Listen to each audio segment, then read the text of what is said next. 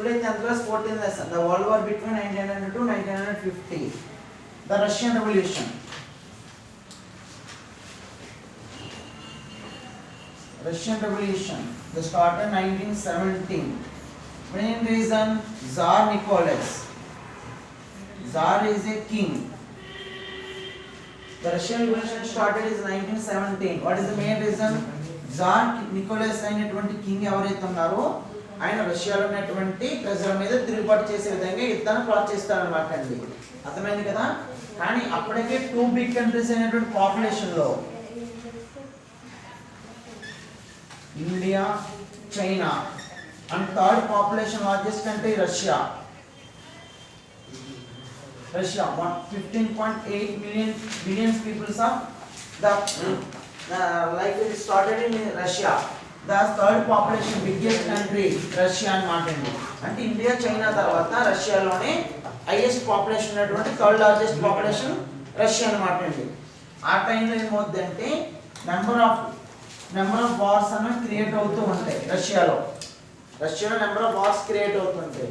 అంటే jar Nicholas ఏం చేస్తుందంటే అంటే భూమి లేనటువంటి అంటే ల్యాండ్లెస్ పీపుల్స్ అన్నమాట అండి. ల్యాండ్లెస్ పీపుల్ ఎవరైతే ఉంటారో వాళ్ళ మీద హై లెవెల్లో ట్యాక్సెస్ అన్నది క్రియేట్ చేయడం జరుగుతుంది. ఎందువల్ల ఇక్కడ టూ రీజన్స్ ఉంటాయి. ఒకటి కింగ్, నెక్స్ట్ ఫ్యూడలిస్ట్ అన్నమాట. అంటే రాజు ఫ్యూడల్స్ అనే వాళ్ళ మధ్యన వార్ అనేది క్రియేట్ అవుతూ ఉంటుంది అనమాట అండి. ఆ క్రియేట్ అయిన వార్ ఏం చేస్తారంటే కింగ్ ఫ్యూడలిస్ట్ మీద వార్ డిక్లేర్ చేస్తుంటాడు. దానికి సంబంధించిన అంశాలు ఇప్పుడు చూద్దాం. అర్థమైంది కదండి? రష్యన్ రెవల్యూషన్ ఎప్పుడు స్టార్ట్ అయిందంటే 1917లో స్టార్ట్ అయిందని చెప్పాలన్నమాట అండి. What is the main reason? Tsar Nicholas అయినటువంటి కింగ్ ఫ్యూడలిస్ట్ మీద యాంటీగా తిరుగుబాటు చేయడం జరుగుతుంది అనమాట అండి. అర్థమైంది కదా?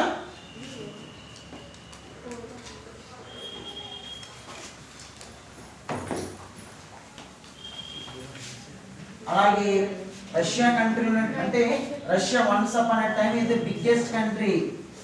Russia is the once upon a time biggest country in the world. The 19th century will be started. The different countries of the divided into 13 major countries as divided into Russian country.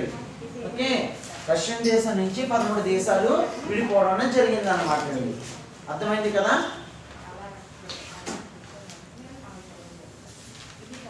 చూడండి, Russian revolution started main reason ఏంటి అంటే wars లో పాల్గొన్నటువంటి peoples ఎవరైతే ఉన్నారో వాళ్ళకి ఎక్కువ amount అన్నది యూజ్ చేయడం అనేది జరిగింది అనమాట అండి. ఎక్కువ అమౌంట్ అన్నది అలాట్ చేయడం జరిగింది. నెంబర్ ఆఫ్ క్రోర్స్ రూపీస్ ని మిలిటరీ సోర్స్ మీద ఎక్స్పెండ్ చేయడం జరిగింది. అలాగే ఫుడ్ గ్రైన్స్ కూడా మిలిటరీ వాళ్ళకి సప్లై చేయడం జరిగింది. ఆ దేశంలో ఉన్నటువంటి కామన్ పీపుల్స్ అనే వాళ్ళకి ఆ ఫుడ్ గ్రైన్స్ అనేవి రీచ్ అవ్వలేకపోయినాయి అనమాట అండి. అందువల్ల వాళ్ళు జార్ నికోలస్ మీద ఎగ్నెస్ట్ గా యాజిటేషన్ స్టార్ట్ చేయడం జరుగుతూ ఉంటుంది అనమాట అండి. అది రష్యన్ రెవల్యూషన్ మెయిన్ రీజన్. అర్థమైంది కదండి? ఎక్కడ? Saint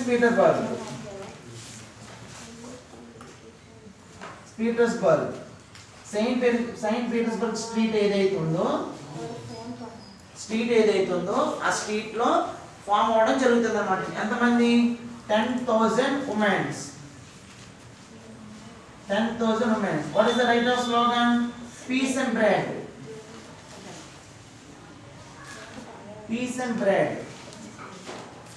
The 10,000 women agitation of the against Tsar Nicholas. What is the main reason? Number of young persons joining of the Russian military. Their lacks of amount in the expenditure of the wars. The food crisis is the suffering of the common peoples. The common peoples is suffering lot of emotions. 10,000 women is the group of joining the against Tsar Nicholas. The agitation will be formed. Saint Petersburg, the fourth junction of the road. 10,000 women. The particularity is there. The showing the peace and bread of the slogans is right. Okay.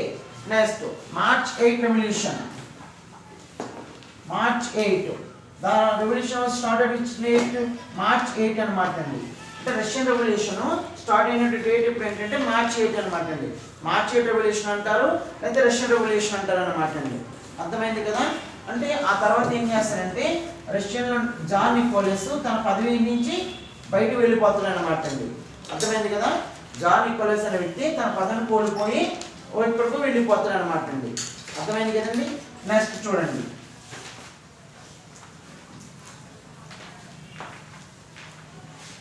Next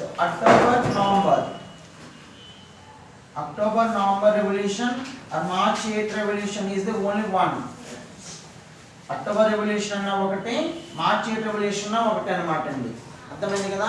October November revolution అన్న, March 8 revolution అన్న, 1917 revolution అన్న ఒకటే అన్నమాట అండి. అర్థమైంది కదా. October November revolution ఏంటంటే అక్కడ ఉన్నటువంటి ఫార్మర్స్ ఎవరైతే ఉంటారో ఫార్మర్స్ వాళ్ళు ఎగ్నెస్ట్గా గవర్నమెంట్కి ఎగ్నెస్ట్గా ఫైట్ చేయడం జరుగుతుంది. ఎందువల్ల ల్యాండ్లెస్ పీపుల్స్ అన్నమాట అండి. ల్యాండ్లెస్ పీపుల్ అనేవాళ్ళు రష్యన్ కంట్రీలో నెంబర్ ఆఫ్ పీపుల్స్ అన్నది ఎక్కువ లెవెల్లో ఉంటారన్నమాట అండి. వాళ్ళ నుంచే హయ్యర్ ట్యాక్సెస్ అన్నది వసూలు చేయడం జరుగుతూ ఉంటుంది అన్నమాట అండి ఇక్కడ. నెక్స్ట్ స్టాలిన్, లెనిన్ చూడండి. వ్లాదిమిర్ లెనిన్ అన్నమాట అండి. లెనిన్ అనే వ్యక్తి ఏం చేస్తాడు, Bolshevik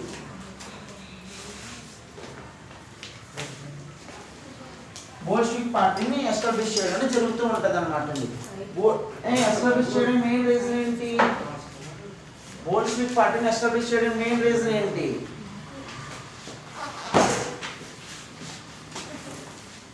the Bolshevik were led by Lenin. The Bolshevik were able to win the confidence of Soviet.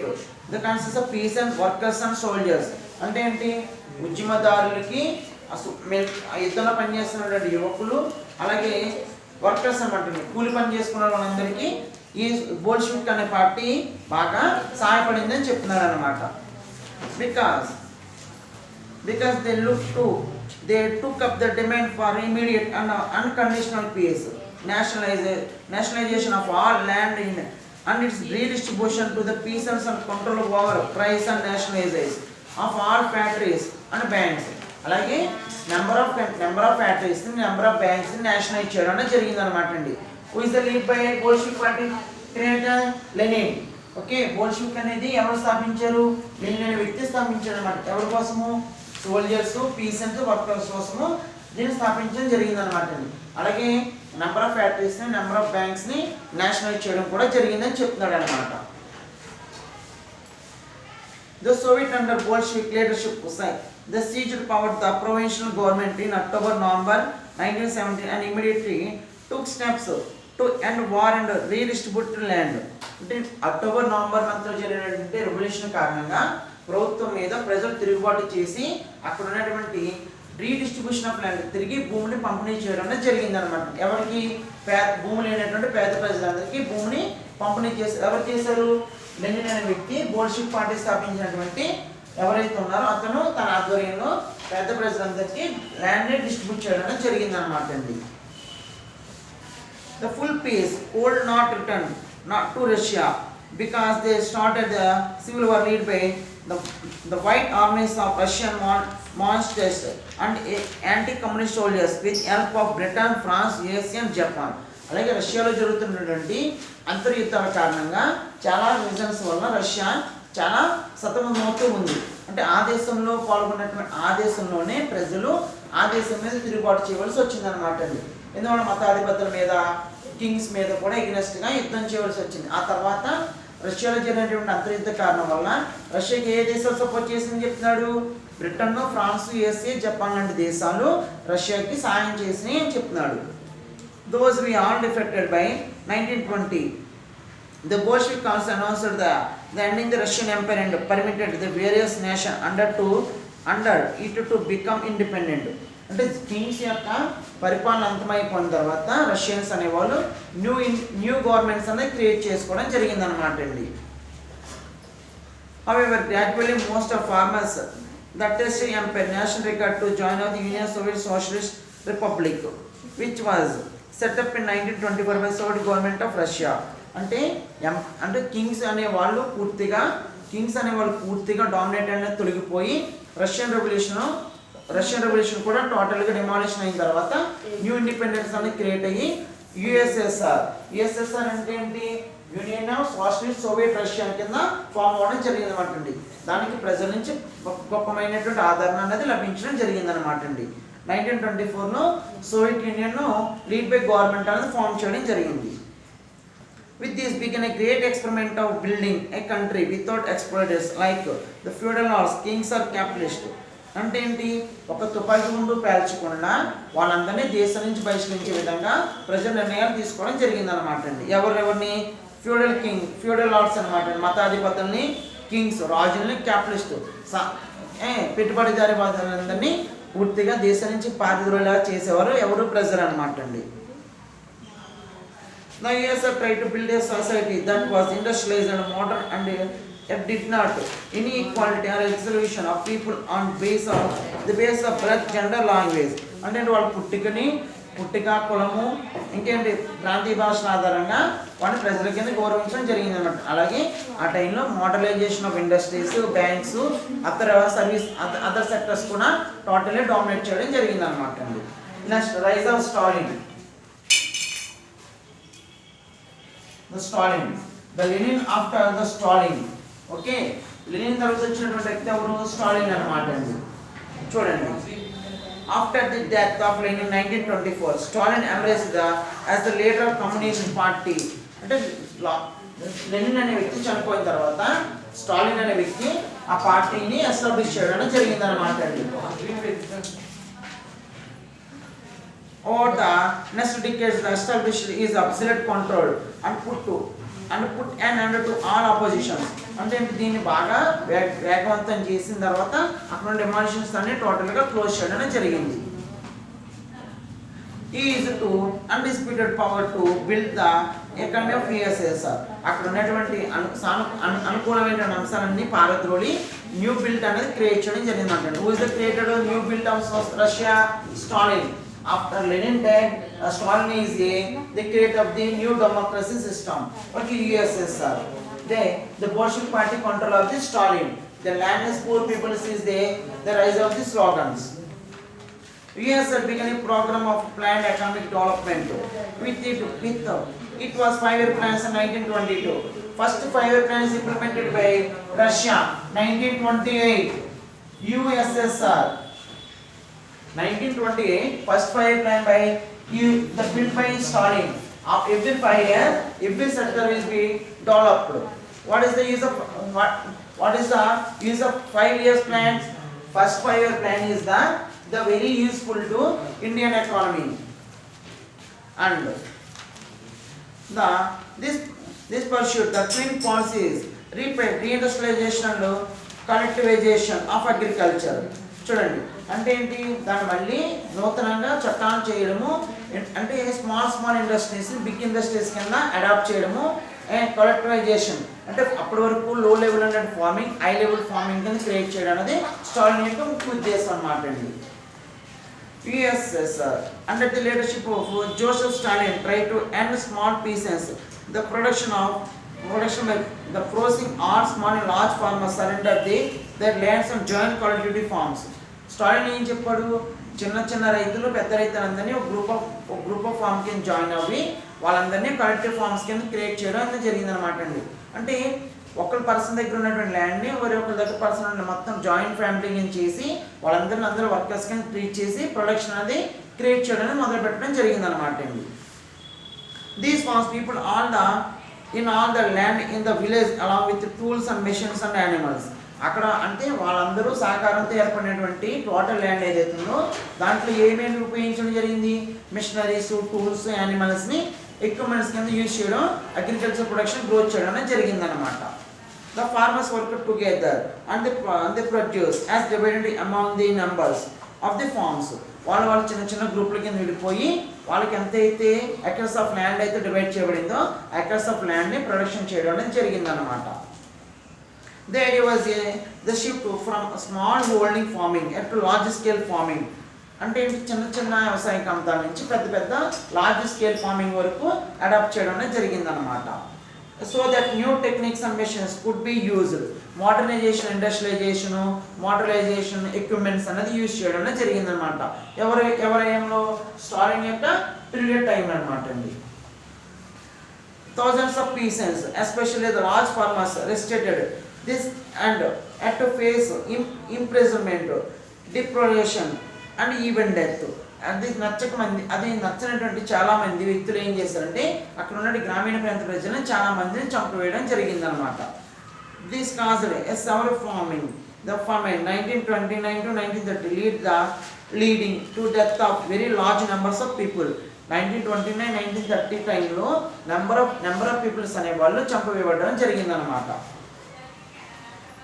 After an initial period of decline, agriculture production the soon rose and helped USSR to also build its industries on an unprecedented scale.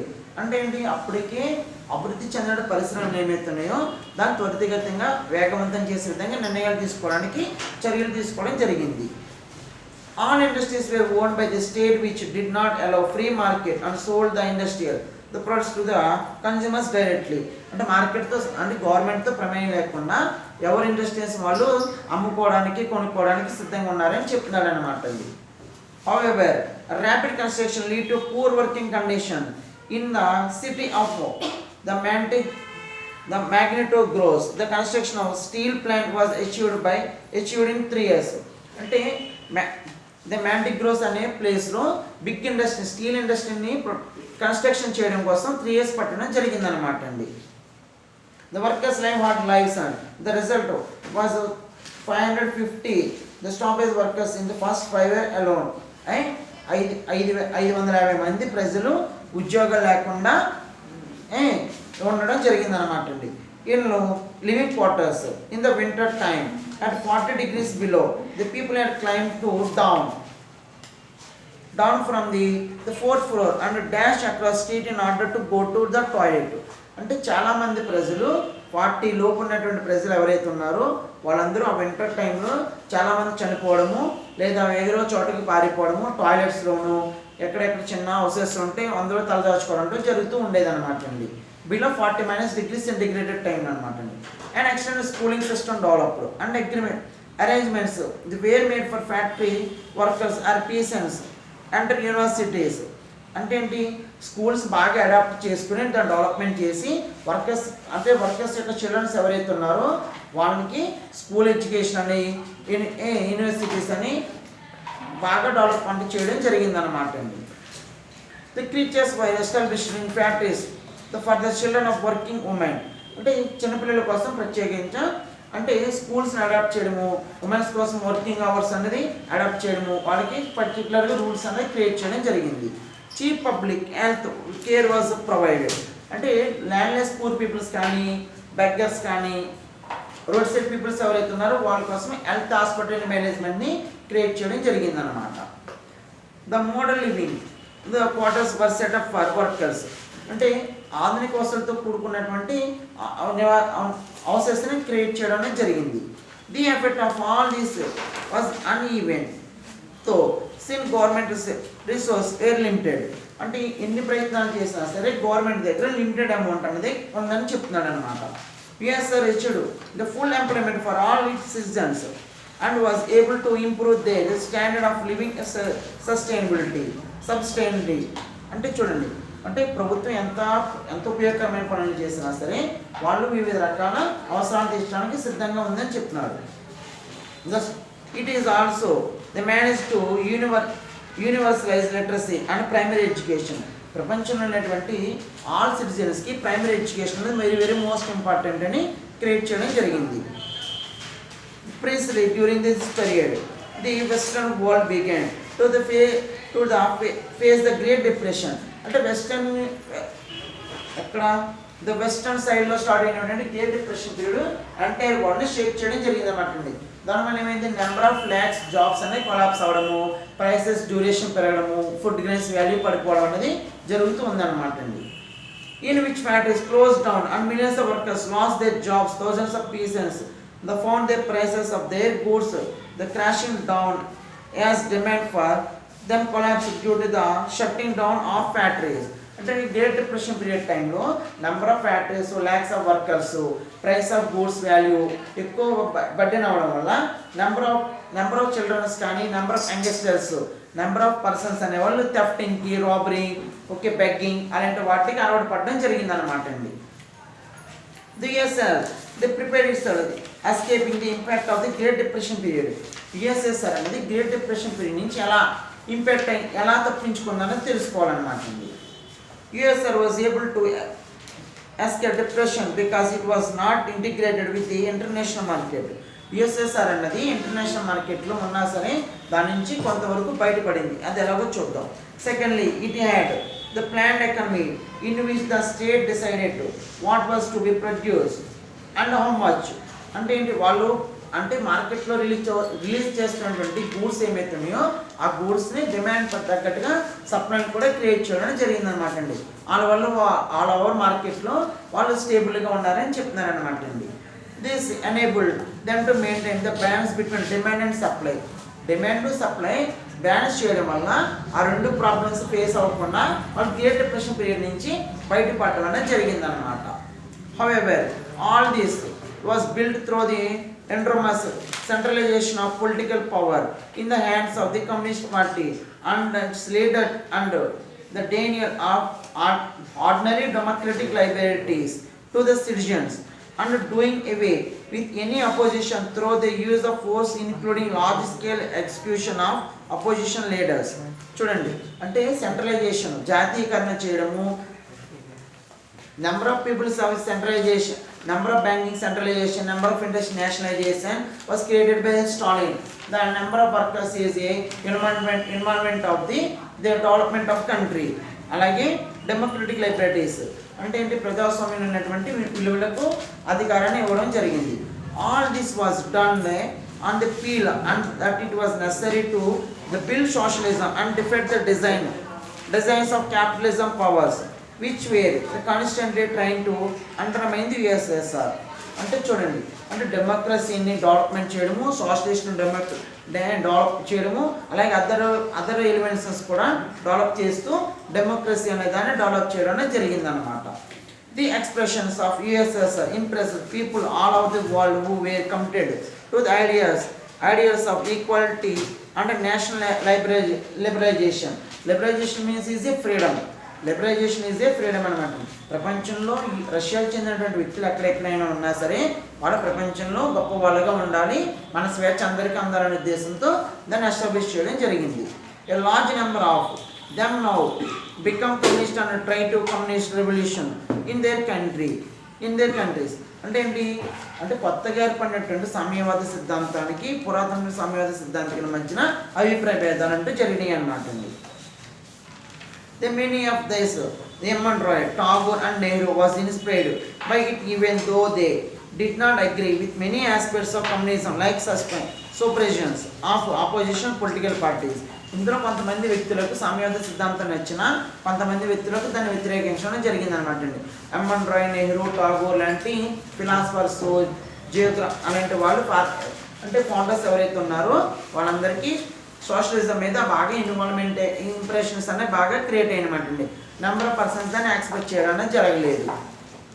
The many other were was are horrified by the violent elimination of opposition the denial of multi parties. చాలామంది వివిధ రకాల party యొక్క సిద్ధాంతాలు ఏమైతున్నాయో దాన్ని వ్యతిరేకించడము, దాన్ని టోటల్గా close చేయడం జరిగిందన్నమాట అండి. Democracy and freedom and the USSR. George Orwell the wrote is famous the style animal form to highlight of the ideas of Russian revolution was compressed in USSR. George well ఏం చెప్పాడు, George Orwell అనే వాళ్ళు animal form అనే బుక్లో తన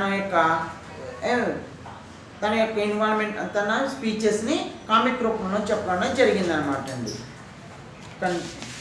tomorrow will continue.